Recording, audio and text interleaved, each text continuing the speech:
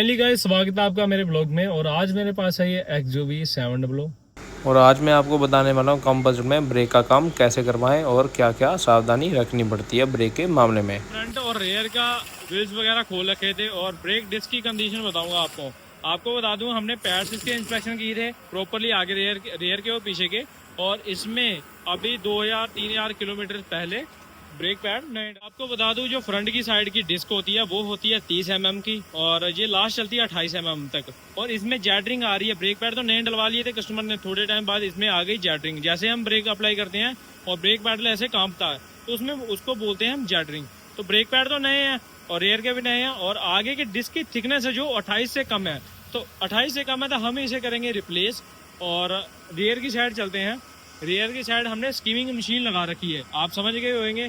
इसकी जो डिस्क की थिकनेस होती है वो होती है 12 की, और हमारी डिस्क की थिकनेस आ रही है 10.28, ऐसे 10-200 कुछ ऐसे आ रही है।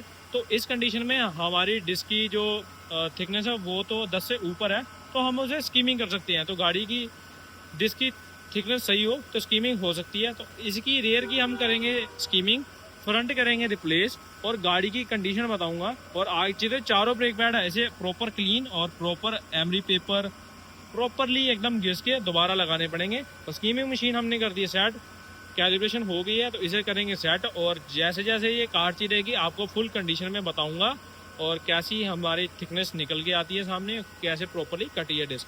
तो फुल वीडियो देखना जरूर। तो सबसे पहले हमें मशीन की यहाँ से कैलिब्रेशन करनी है। जितनी देर के 2 लाइटें ना चल जाए उतनी कैलिब्रेशन नहीं होती।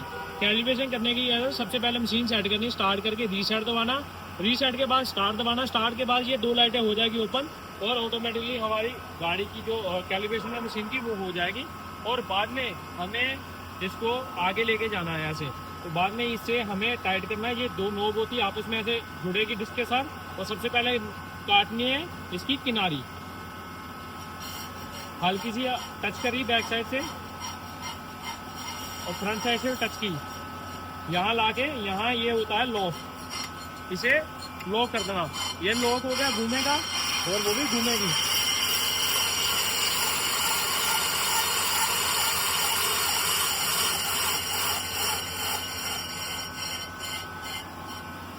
किनारी कट गई। किनारी काटने का बेनिफिट ये है, किनारी काटने का बेनिफिट ये है, जैसे हम मशीन की थिकनेस करते हैं, पूरी स्कीमिंग मशीन हमारी लास्ट तक आती है, मशीन जाती है फर्स्ट किनारी पे, क्योंकि किनारी मोटी हो जाती है, इसीलिए किनारी सबसे पहले काटनी है, बाद में डिस्क बाकी काटनी है। तो हम करते हैं सेट, ऐसे ही ऊपर सेट मशीन पूरी नीचे तक लेके जानी है,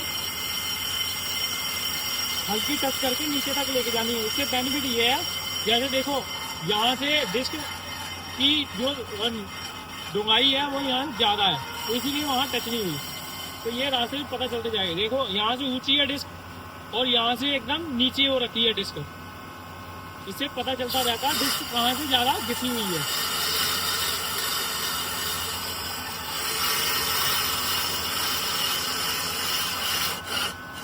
आप देख सकते हो ऊपर से लेके नीचे तक सीधी आ रही थी ये सेट हुई, तो यहाँ से कोई टच नहीं की, क्योंकि यहाँ से डिस्क ज़्यादा घिसी हुई है, यहाँ से ज़्यादा कम घिसी हुई है, इसीलिए यहाँ पे टच कर रही थी।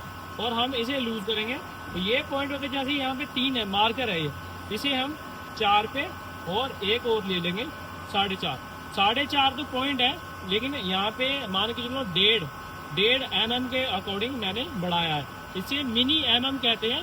हम mm इसीलिए यूज करते हैं क्योंकि आसान पता चल जाए। ये मिनी mm होते हैं।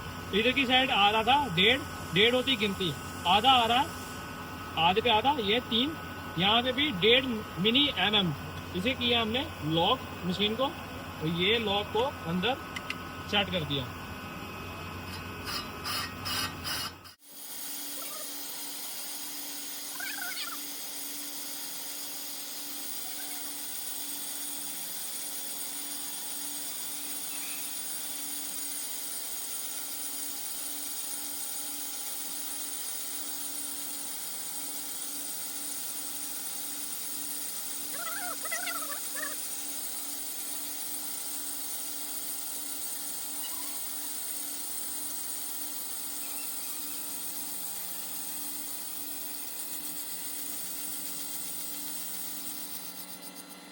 इसकी स्कीमिंग मैंने एक साइड की ये है हमारी rear right hand side. Left hand side की भी करेंगे।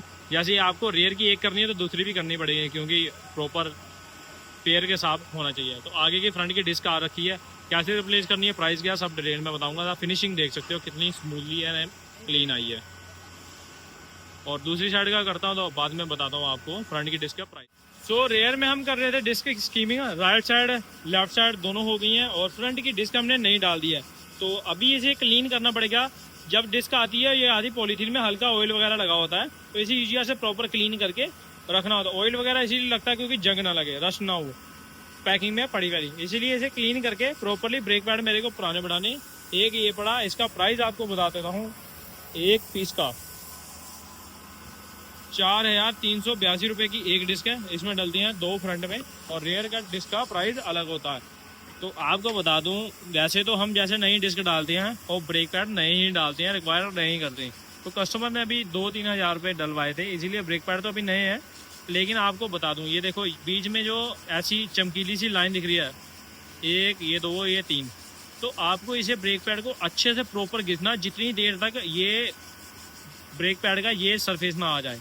ये चीज़ मिटानी है और ये चीज़ लानी है, उतनी देर तक इसे प्रॉपरली घिसना है। इसे घिसने से ये होएगा, जैसे डिस्क नहीं है तो ब्रेक पैड एकदम सरफेस होएगा तो प्रॉपर अपनी जगह बनाएगा, स्मूथली ब्रेक वर्किंग करेगी। तो इस पे होएगा तो ये मेटल आवाज़ करेगा। तो रियर में घिस रहे हैं एमरी पेपर से, तो फ्रंट में क्लीन करके प्रॉपर फिट कर देंगे।